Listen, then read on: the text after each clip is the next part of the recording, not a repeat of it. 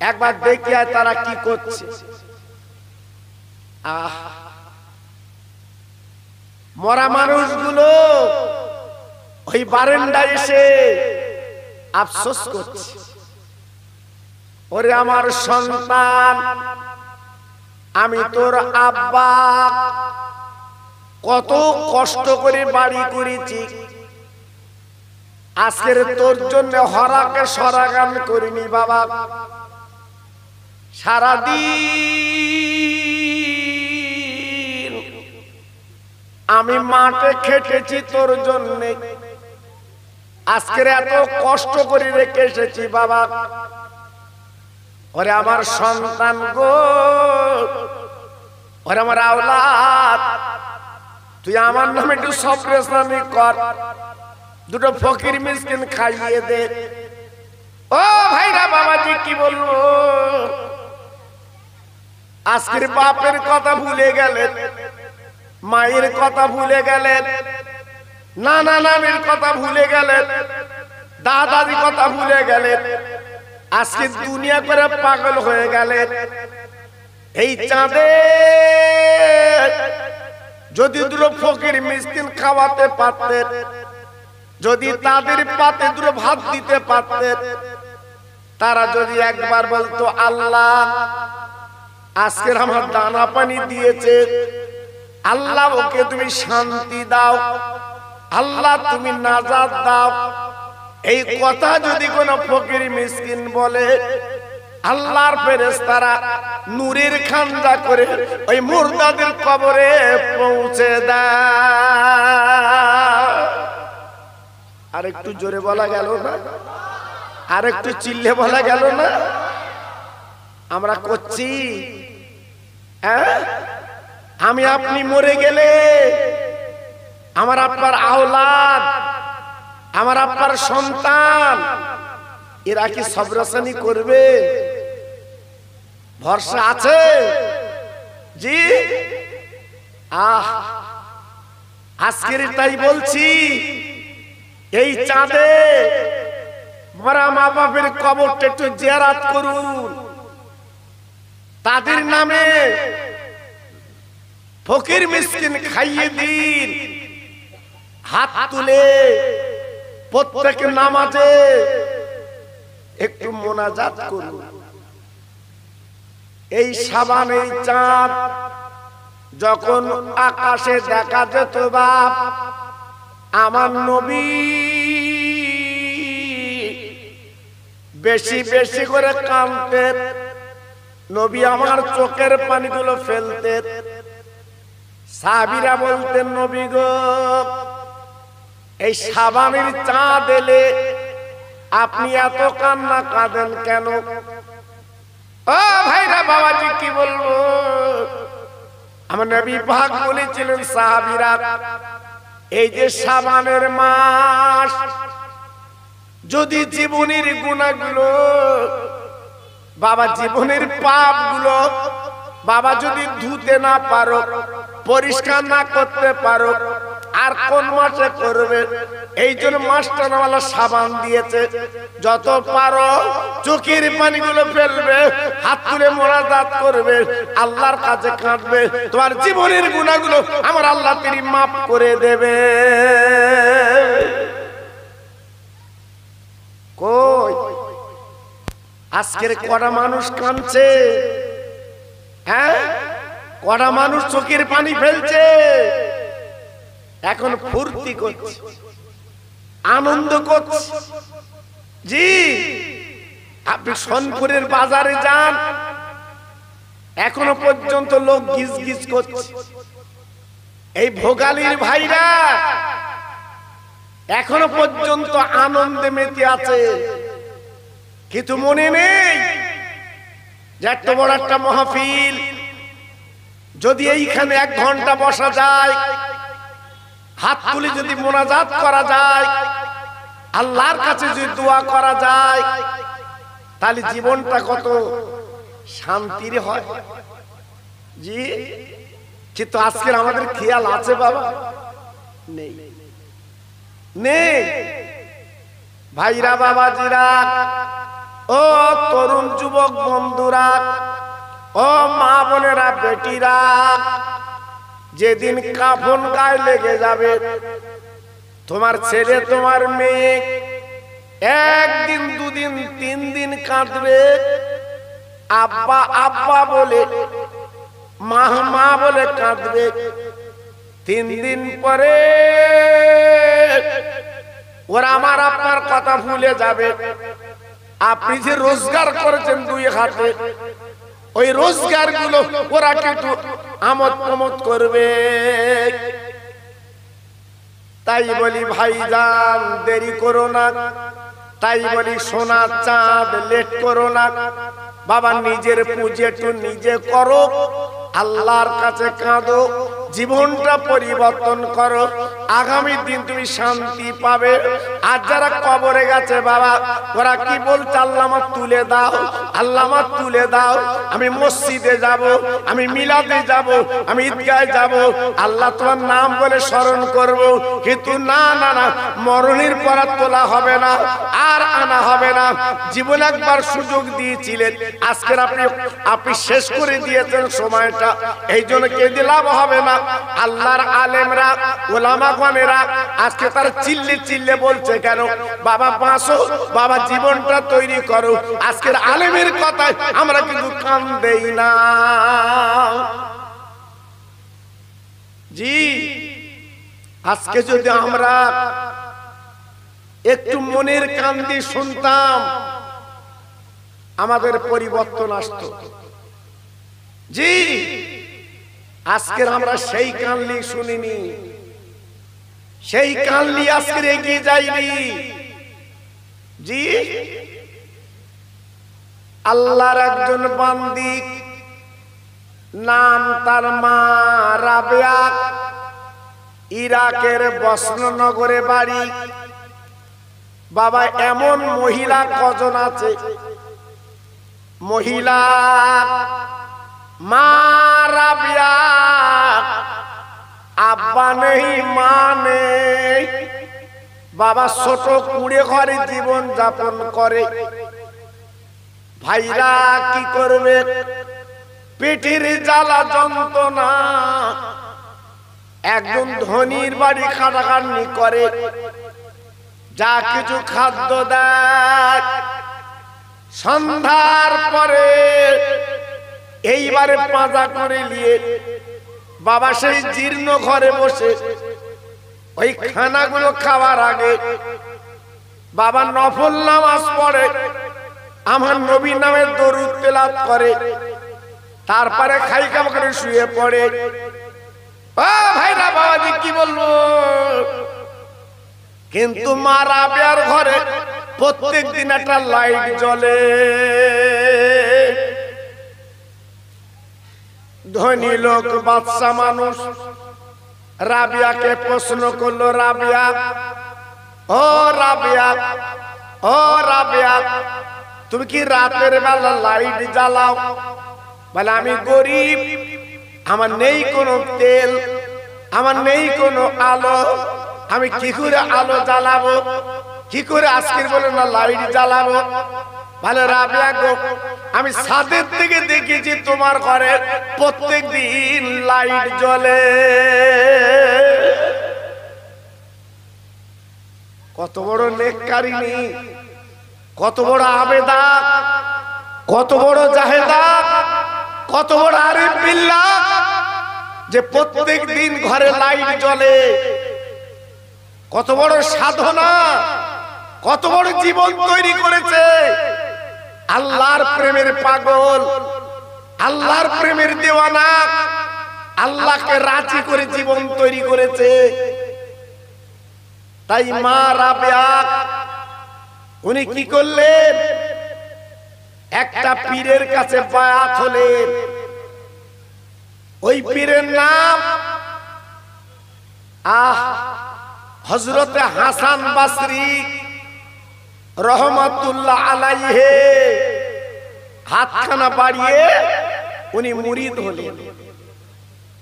আল্লাহর ওলি রাবিয়াকে প্রশ্ন করেছিলেন, ও রাবিয়া, তুমি একবার বলো বলো, আজকে তুমি তো আমার কাছে মুরিদিনী হলে। রাবেয়া গো, তুই তো রাতের বেলা নফল নামাজ পড়ো, রাতের বেলা তুমি নবীর নামে দরুদ তেলাওয়াত করো। ও রাবেয়া, তুমি বলো বলো বলো, এত সুন্দর ইবাদত বন্দেগি করলে তুমি কি নামাজ কেমন পড়েছো? আমি তোমার পীর একটু পরীক্ষা করি। তাই হাসান বাসরি হুজুর রাবেয়া কে নিয়ে একটা নদীর পাড়ে চলে গেলেন।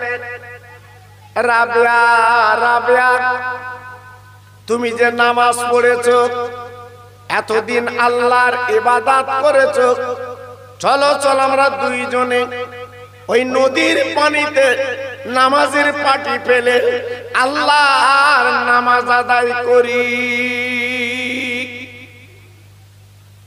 হাসান বাসরি হুজুর তথা ওনার পীর যেই বলেছে, মা রাবেয়া বলেছিল, হুজুর আপনি আগে নামাজটা পড়ে, আমি রাবেয়া পরে পড়ব। হাসান বাসরি হুজুর কি করলেন? কাঁদেছিল নামাজের পাটি, ওই পাটিটা নিয়ে বাবা নদীর পানিতে বিছিয়ে আল্লাহর কি শান, বাবা নৌকো যেমন দাঁড়িয়ে যায়, হাসান বাসরি হুজুরের নামাজের পাটিটা দাঁড়িয়ে যায়। কি মানুষ! উনি দূরে কাত নামাজ পড়ে পাটিখানা তুলে বলছে, রাবেয়া তুমি দেখলে তো আমি নামাজ কেমন পড়লাম, তুমি একটু পড়ো দেখি। নদীর পানিতে হাসান বাসরি হুজুর বলার পরে মা রাবেয়া ঝরঝর করে কাঁদতে লাগলেন।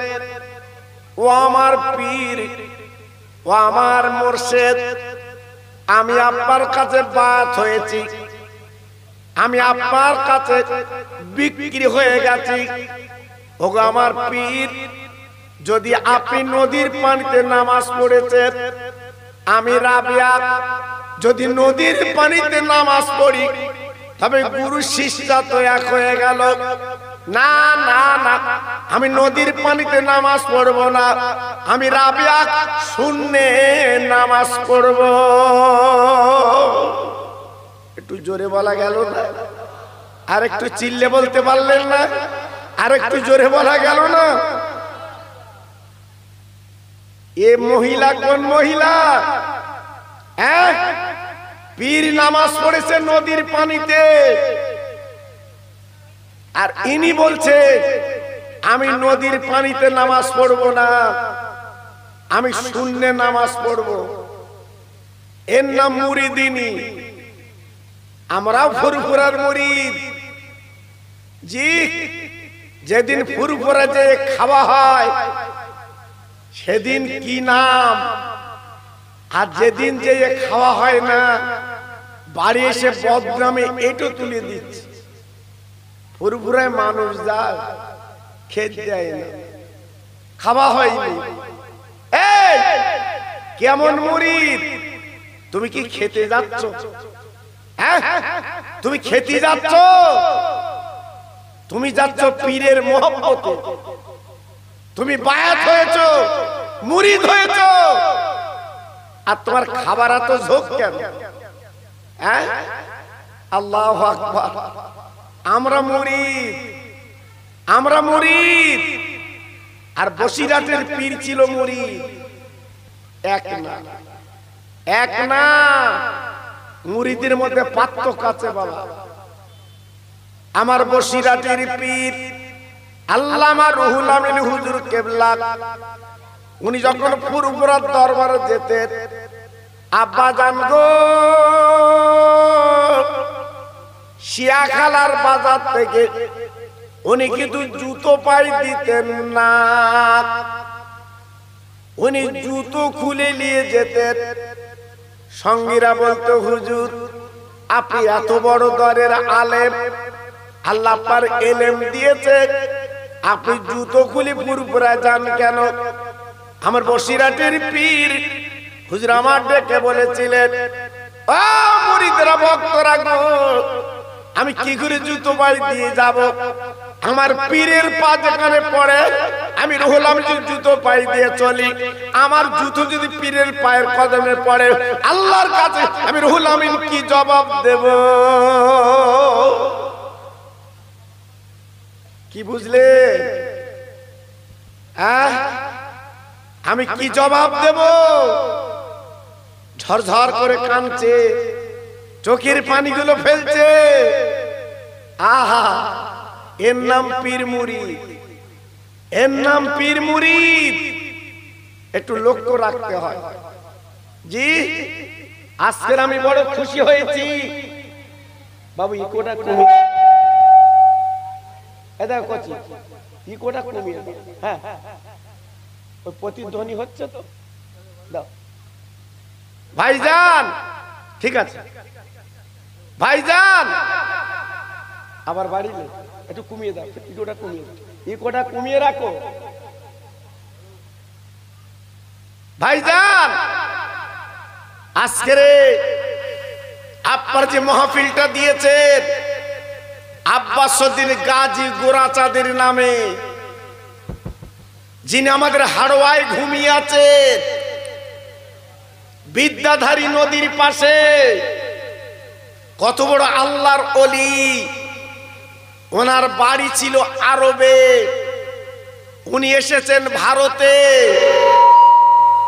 তথা হাড়োয়ার জমিনে। আজকের হাড় গেড়েছে লক্ষ লক্ষ মানুষ। প্রত্যেক বৃহস্পতিবারের দিন ওই রাতে হুজুরির মজার, হুজুরির রওজা জিয়ারত করছে। জি, তাহলে কত বড় আল্লাহর ওলি, কত বড় আল্লাহর বন্ধু, কি জীবন তৈরি করেছে বাবা, কি জীবন গড়েছে। বাবু ঠিক হচ্ছে না, মাইকটা ঠিক হচ্ছে না, তুমি ইকোটা আর একটু কমিয়ে রাখো। হ্যাঁ,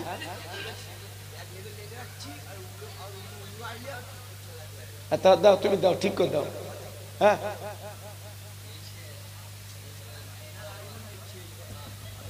একটু তকবীর দেন তো দেখি, নারায়ে তাকবীর, জোরে দেন দেখি, নারায়ে তাকবীর। কথা বললে বেজ উঠবে কেন? কথা বললে একটা একটা কথা উঠবে না। তুমি বেজ দিও না, আমি যা বলছি আমার কথা শোনো। হ্যাঁ, নারায়ে তাকবীর। এই থাক, আর হাত দিও না, যা সেই থাক, যাও। নারায়ে তাকবীর, সিলসিলায়ে হক ফুরফুরা শরীফ, নারায়ে তাকবীর। একটু মোহাব্বতের সঙ্গে জিকির করেন কালেমা লা ইলাহা। জোরে বলে, বাহ সুন্দর হচ্ছে, লা ইলাহা। আরো জোরে, লা ইলাহা। সবাই মিলে বলেন,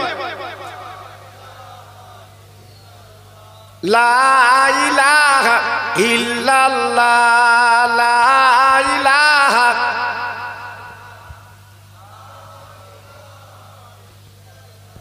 লা ইলাহা ইল্লাল্লাহ মুহাম্মাদুর রাসূলুল্লাহ, হাসবি রাব্বি জাল্লাল্লাহ, মাফি কালবি গায়রুল্লাহ, এ নূর মুহাম্মদ সাল্লাল্লাহ।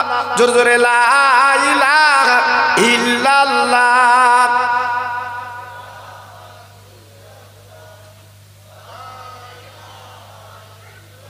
জোরে জোরে, লা ইলাহা ইল্লাল্লাহ, লা ইলাহা।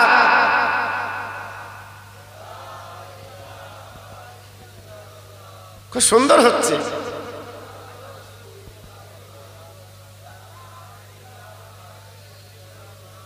লা ইলাহা ইল্লাল্লাহ মুহাম্মাদুর রাসূলুল্লাহ। জোরে জোরে আল্লাহুম্মা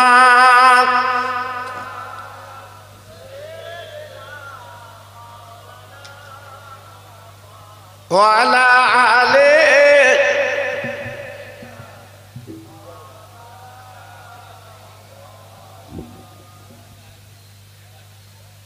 দয়ার নবী সোনার ছবি, মা আমেনার লাল, নবীর নামে দুরূদ পড়ো যাবে মদিনায়। জোরে জোরে আল্লাহুম্মা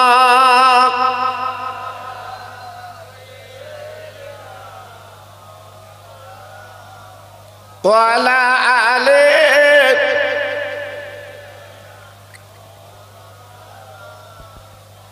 আমার ভাইরা বাবাজিরা, আমার মা বোনেরা, বেটিরা, আমার সোনার চাঁদ, আমি আপনাদের কাছে বলতে চাই যে আমার বসিরহাটের পীর আল্লামা রুহুল আমিন রহমতুল্লাহ আলাইহি ফুরফুরার দরবারে যখন যেতেন, আমার দাদা হুজুর পীর কেবলা বসে থাকতেন। অনেক আলেম ওলামা আমার দাদা পীরের সামনে বসে থাকতেন, সব বড় বড় কাররা কাররা আলেম। আমার দাদা হুজুর পীর কেবলা রহমতুল্লাহ আলাইহি আমার বসিরহাটের পীর যখন যেতেন, উনি বলতেন, বাবারা সরে বসো, বাবারা সরে বসো, আমার বড় মাওলানা আসছে। ও ভাইরা বাবাজিরা গো, আল্লাহর ওলি আমার দাদা হুজুর পীর কেবলা রহমাতুল্লাহ আলাইহি এত ভালোবাসতেন, এত শ্রদ্ধা করতেন, এত মহব্বত করতেন, আপনি জানেন না। বাবা বসিরহাটের পীর আল্লামা রুহুল আমিন হুজুর কেবলা উনি যখনই যেতেন, আমার দাদা হুজুর পীর কেবলা সম্মান ইজ্জত উনি দিতেন। আর শুধু তাই না, বড় মাওলানা বলে ডাকতেন। আমার বসিরহাটের পীরকে এত ইজ্জত উনি দিতেন, আরো পর্যন্ত আমার বসিরহাটের পীরকে বাবা নিয়ে গেলে এত সম্মান দিতেন, এত ইজ্জত দিতেন, এত ভালোবাসতেন। কেন? রতনে রতন চেনে। আমার দাদা হুজুর বুঝতে পেরেছিলেন আগামী দিনে আল্লামা রুহুল আমিন একটা রত্ন হবে। একটু জোরে বললেন না? সবাই মিলেমিশে বললেন না? জি, আল্লাহু আকবার। বাংলাদেশের এক জায়গায় ওয়াজ হবে, 500 আলেম আমার দাদা পীরকে ভণ্ড পীর বলেছিল। হ্যাঁ, আমার বসিরহাটের পীর যোগ্য জবাব দিয়ে বলেছিল, ও আলেমেরা, আমি রুহুল আমিন এসেছি, আমার কাছে এসো। আল্লাহু আকবার। আমার দাদা হুজুর পীর কেবলা রহমাতুল্লাহ আলাইহি বাবা ডেকে বলেছিলেন, ও বাংলাদেশের মানুষ, আমি আবু বকর বলছি, বাবা আজকে মাগরিবের নামাজ আমার রুহুল আমিন কিন্তু পড়াবে। বাবা বড় বড় আলেম ওলামা তারা বলেছিলেন, ও মুজাদ্দিদুল জামান, আপনি এত বড় দরের পীর, এত বড় দরের আলেম, অন্তত আপনি নামাজটা পড়িয়ে দিন। ও ভাইরা বাবাজি কি বলবো, আমার দাদা হুজুর পীর কেবলা বলেছিলেন, না বাবা আমার রুহুল আমিন নামাজটা পড়াবে। তবে শুনে লাও জেনে লাও, আজকে এখানে নামাজ হবে, এই নামাজের পরে সালাম ফিরে বলতে হবে তোমার পিছনে কত লোক নামাজ পড়েছে। হ্যাঁ, ঠেলার নাম গুতো। জি, তুমি যে নামাজ পড়লে, তুমি যে নামাজ পড়ালে, কত লোক নামাজ পড়েছে তোমাকে বলতে হবে। যত আলেম ওলামা ছিল কেউ এগিয়ে আসে না। আমার বসিরহাটের পীর আল্লামা রুহুল আমিন, উনি চোখ দুটো বন্ধ করে বলে দিলেন, আমার পিছনে এত হাজার মানুষ নামাজ পড়েছে। জোরে বলুন, আরেকটু চিল্লে বলুন, আরেকটু জোরে বলা যাবে না? সেই দিন ওই বাংলাদেশ পাবনা জেলার মানুষ, নোয়াখালীর মানুষ বুঝতে পেরেছিল যে দাদা পীরের হাতে যিনি হাত দিয়েছে, বসিরহাটের আল্লামা রুহুল আমিন, ইনি তো একটা বাংলার বাঘ, ইনি তো একটা রত্ন। চিনতে পেরেছিলেন? জি। তাই আমার দাদা পীর আমার বসিরহাটের পীরকে এত ভালোবাসত। জি, কিন্তু আমরা তো ফুরফুরায় যাই, আমরা ভক্ত বলে আজকের বলি, কিন্তু আমাদের মধ্যে সে ভক্তি আছে বাবা? নেই, নেই। আজকে যদি থাকতো তোমার কিসমত খুলে যেত। জি, কিন্তু আজকে তো আমাদের মধ্যে নেই বাবা। সেটা যে কথা আমি বলছিলাম, মা রাবিয়া এইবারে কি করলেন, আপার ওড়নাখানা নিয়ে হাওয়াকে ডাক দিলেন, ওরে হাওয়া, আমি রাবিয়া নামাজ পড়ব, আমার নামাজের পাটিটা তুই ধরে লে। ভাইরা বাবাজিরা, মা রাবিয়া যেই নামাজের পাটিটা বাবা দাঁড় করে দিয়েছে, কেতাব এসেছে এই নামাজের পাটিটা শূন্য কিন্তু দাঁড়িয়ে যায়। মা রাবিয়া উনি দূরে কাত নামাজ পড়ে নামাজের পাটিখানা তুলে ডেকে বলছে, হুজুর নামাজটা কেমন হলো? নামাজটা কেমন হলো? হাসান বাসরি হুজুর ডেকে বলছে, রাবিয়া সত্যি আজকের তুমি মুরিদিনীর পরিচয় দিলে। রাবিয়া তুমি কি মক্কা মদিনায় গেছো? রাবিয়া ঝরঝর করে কেঁদে বলেছিলেন, হুজুর আমি তো গরিব মানুষ, আমি জীবনে বিয়ে করিনি, আমার মা বাপ নেই, আমি মক্কা মদিনা যেতে পারিনি। হাসান বাসরি ডেকে বলেছিলেন, ও রাবিয়া তুমি যাও যাও একটু মক্কা শরীফে আল্লাহর কাবা তুমি তওয়াফ করে চলে এসো।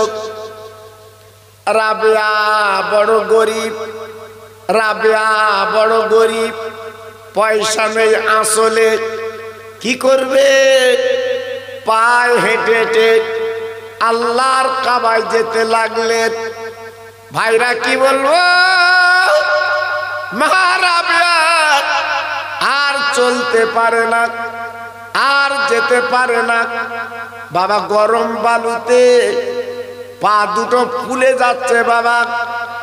একটা গাছের গোড়ায় তিনি বসে গেছে, বাবলা গাছের গোড়ায় বসে ঝরঝর করে কাঁদছে। আল্লাহ আমার পীর বলে দিয়েছে আল্লাহর কাবায় যাওয়ার কথা, আমার মনে হয় বোধহয় যাওয়া হবে না, আমার পা দুটো ফুলে গেছে। ও ভাইরা বাবাজি কি বলবো, এইবারে কানতে কানতে উনি গাছের গোড়ায় ঘুমিয়ে যায়। হঠাৎ দেখা গেল আচমকা আওয়াজ এলো, রাবেয়া তুমি আর দেরি করো না, তুই একটাবার চোখ খুলে চেয়ে দেখো।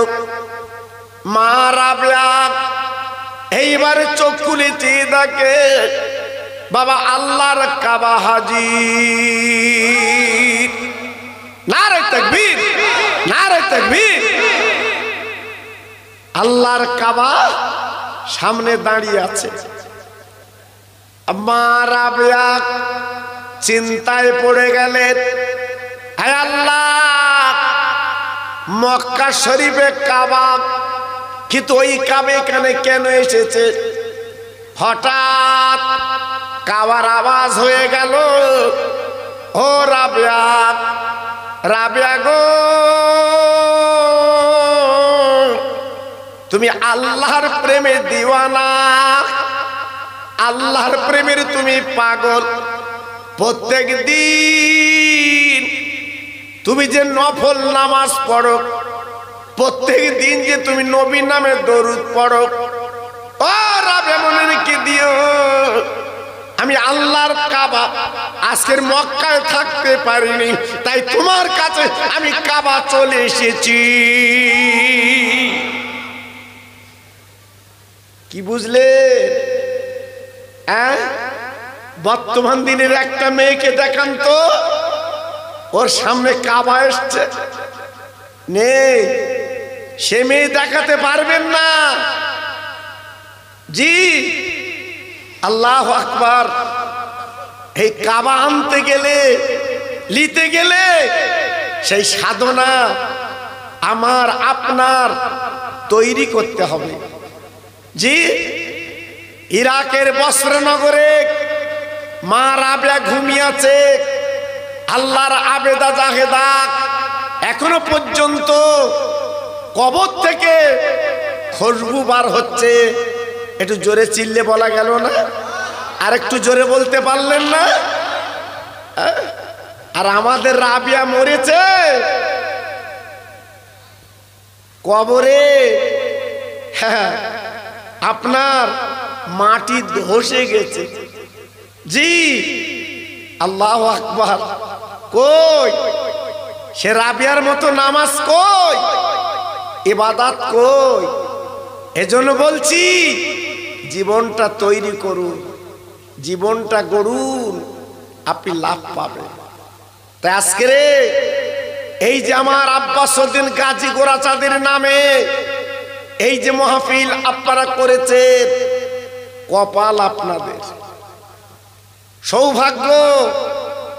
আমি বহু জায়গায় জলসা করি আপনাদের দোয়ায়, কিন্তু আপনাদের মতো মানুষ যে আমার আব্বাসউদ্দিন গাজী গোরাচাঁদের নামে এই যে মাদ্রাসা, আপনারা এই মাহফিল আপনারা যে করেছেন, সত্যি আজকের মনটা ভরে যাচ্ছে। জি, ওনার বাড়ি কোথায়? ওনার বাড়ি হচ্ছে আরবে, 7 সমুদ্র 13 নদী পার হয়ে আজকের বেড়া চাপার মতো জায়গায় এসে উনি কলেমার পতাকা উড়িয়েছিলেন। একটু জোরে বললেন না? আর একটু জোরে বলা গেল না? ওই বেড়া চাপা আগে ছিল দেবালয়। চন্দ্রকেতু রাজা গোরাচাঁদকে দেখে টিটকারি করেছিল, বাবা ঠাট্টা ব্যঙ্গ করেছিল। ওই চন্দ্রকেতু রাজার মা ডেকে বলেছিল, বাবা গোরাচাঁদ, বাবা গোরাচাঁদ, আমার ছেলে তোমার চিনতে পারিনি, বাবা গোরাচাঁদ খবরদার যেন তুমি বদদুয়া দিও না।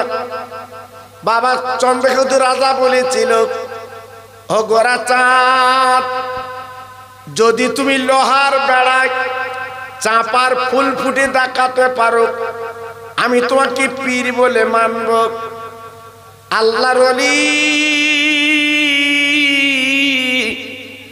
কিছু লতা পাতা নিয়ে এইবারে কি করলেন, বাবা লোহার বেড়ায় ধরে বলেছিলেন, লোহার বেড়া থেকে বলেছিলেন, আয় আল্লাহ, আমি তোমার বান্দা আব্বাসউদ্দিন বলছি, এই লোহার বেড়ায় চাঁপার ফুল ফুটে আল্লাহ তুমি একটা বার দেখিয়ে দাও। ওলিদের কথা, আল্লাহর মাহবুবদের কথা মুহূর্তের মধ্যে ওই লোহার বেড়ায় চাঁপার ফুল ফুটে গেল। জি, সঙ্গে সঙ্গে হাজার হাজার মানুষ আমার গোরাচাঁদ পীরের হাতে হাত দিয়ে ইমানের কলমা পড়ে তারা মুসলমান হয়ে গেল। একটু জোরে বলতে পারলেন না? আর একটু চিল্লে বলা গেল না? নারায়ে তাকবীর, নারায়ে তাকবীর। জি, কত বড় আল্লাহর ওলি ছিলেন, কত বড় মাহবুব ছিলেন, একটু ভাবলেন? সেই পীরের নামে আজকের আপনারা এই মাহফিল কায়েম করেছেন। আমি বলবো আমার আব্বাসউদ্দিন গোরাচাঁদ এখনো জিন্দা, এখনো জীবিত কবরে। জি, নিশ্চয়ই তিনি এই মাহফিলের দিকে রুহানি নজর তিনি দিচ্ছেন। একটু জোরে বললেন না? আর একটু জোরে বলা গেল না? জি, আল্লাহ আপনাদের নিশ্চয়ই তৌফিক দিন, আল্লাহ আপনাদের ক্ষমতা দিন, সে হুজুরের নেক দোয়া আপনাদের কপালে দিয়ে দিন। যাক, আমি এতক্ষণ ধরে আপনাদের কাছে আলোচনা করলাম পীরেদের সম্বন্ধে। এইবার আমি একটু বলতে চাই আমার দয়ার নবীর কথা। এই মাসে তিনি এত কাঁদতেন কেন বাবা? এত চোখের পানি ফেলতেন কেন বাবা? জানেন না? আল্লাহর নবী মদিনার মসজিদের ইমাম, বিশ্ব নবী শবে বরাতের 3 দিন আগে এশার নামাজ পড়ে নবী আমার ঘরের মধ্যে হুজরা ঘরে গেলেন। আল্লাহর নবী সকালবেলা বেলাল যখন আজান দেবেন আমার নবী কিন্তু বেরিয়ে আসবেন।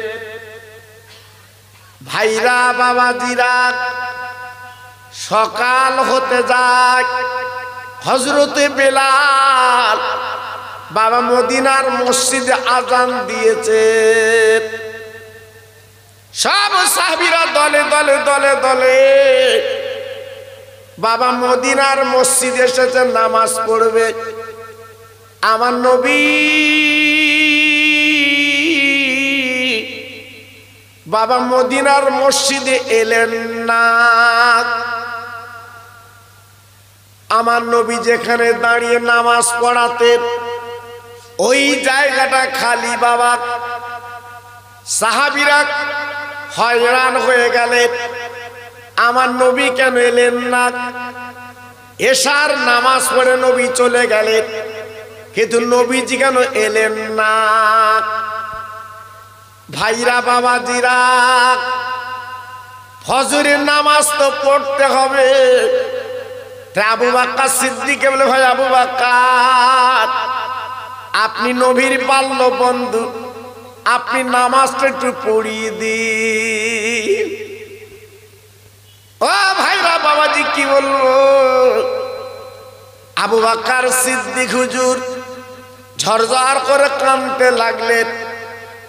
বাবারা, ও নবীর ভক্তরা, আজকে নবীর জায়গায় আমি কি করে দাঁড়াবো? আমি কি করে নামাজটা পড়াবো? যেহেতু নবীর জায়গায় দাঁড়াবার মতো কারুর কিন্তু ক্ষমতা নেই বাবা।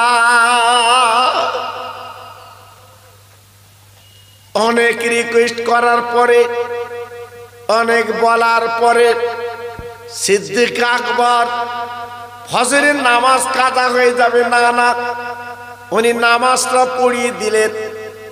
নামাজের পরে মদিনার মসজিদে সাহাবীরা ঝরঝর করে কাঁদছে, আমার নবী নেই, নবী নেই। বাবা নবী কোথায় গেল এই সন্ধান নিতে লাগলেন। আমার নবীর বিবিগণ, আমাদের মা জননী, বাবা ওনাদের ঘরে সাহাবীরা যেতে লাগলেন। আবু বকর সিদ্দিক রাদিয়াল্লাহু তাআলা আনহু ওনার মেয়ে আয়েশা সিদ্দিকাকে হুজুর বিয়ে দিয়েছিলেন, তাই সবাই ভার দিলেন, ও ভাই আবু বকর, আপনার মেয়েকে একটু জিজ্ঞাসা করে দেখুন আমার নবীজুনি কোথা আছে। ও ভাইরা বাবাজি কি বলবো, আবু বকর সিদ্দিক হুজুর এইবার চলে গেলেন নিজের মেয়ের ঘরে।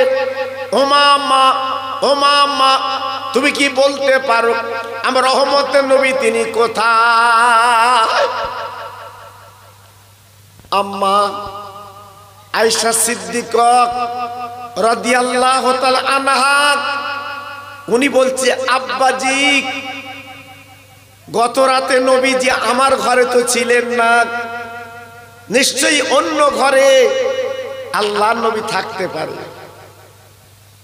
সিদ্দিক আকবর আবু বকর সিদ্দিক রাদিয়াল্লাহু আনহু উনি প্রতিটা ঘরে গেলেন, সংবাদ পেলেন না। কানতে কানতে মদিনার মসজিদে চলে এলেন। ভাইরা গো, আমার রহমতের নবী দয়ার নবী কোন বিবির ঘরে নেই। ও ভাইরা বাবাজি কি বলবো, এই খবরটা চতুর্দিকে পৌঁছে যায়, আমার নবী নেই, নবী নেই, আমার নবী নেই, নবী নেই। এই খবরটা পৌঁছে গেল। 3 দিন বাবা মদিনার ঘরে রান্না বান্না হয়নি। বাবা 3 দিন মদিনার ছেলেরা দোকান খুলিনি। কচি কচি বাচ্চারা মার কোলে বসে দুগ্ধ পান করেনি। মা জননী ডেকে বলছে, বাবা দুগ্ধ খাও, বাবা দুগ্ধ খাও। বাচ্চারা ডেকে বলছে, মা গো দুগ্ধ খেয়ে কি করব, আমার নবী যদি না থাকে আমরা দুগ্ধ খেয়ে কি করব? দোকানদার দোকান খুলবে না, আমি দোকান খুলি কি করব? রান্না করবে না মেয়েরা, আজকের রান্না বান্না বন্ধ করে দিয়েছে। একমাত্র নবীর প্রেমের তারা পাগল। বাবা আবু বকর সিদ্দিক রাদিয়াল্লাহু তাআলা আনহু, হযরতে ওমর ফারুক রাদিয়াল্লাহু তাআলা আনহু সকলকে হাত জোড় করে বলেছিলেন, ভাইরা সবাই শান্ত হন, আমরা দেখব দয়ার নবী কোথায়, রহমতের নবী কোথায়, আমরা একটু দেখব। 4 জন সাহাবী এইবার মদিনার মসজিদ ছেড়ে তারা পথে পথে বেরিয়ে পড়লেন, দেখি নবী কোথায় আছে। আব্বা জান গো, 4 জন সাহাবী ঘুরতে ঘুরতে একটা বিরাট বড় পাহাড়, ওই পাহাড়ের নাম বাবা তিরাতুন পাহাড়। ওই পাহাড়ের পদতলে একটা ছেলে রাখালগিরি করছিল। তাদের বাচ্চাকে ডেকে বলছে, বাবা ছেলে, ও বাবা রাখাল ছেলে গো, একটু কি বলতে পারো আমার রহমতের নবী কোথায়? ওই বাচ্চা ছেলেটা বলছে, ও মদিনার মানুষ, আমি তো নবীর খবর রাখি না, নবী এসেছে কি আমি জানি না, তো একটা খবর আমি বলে দিতে পারি। 3 দিন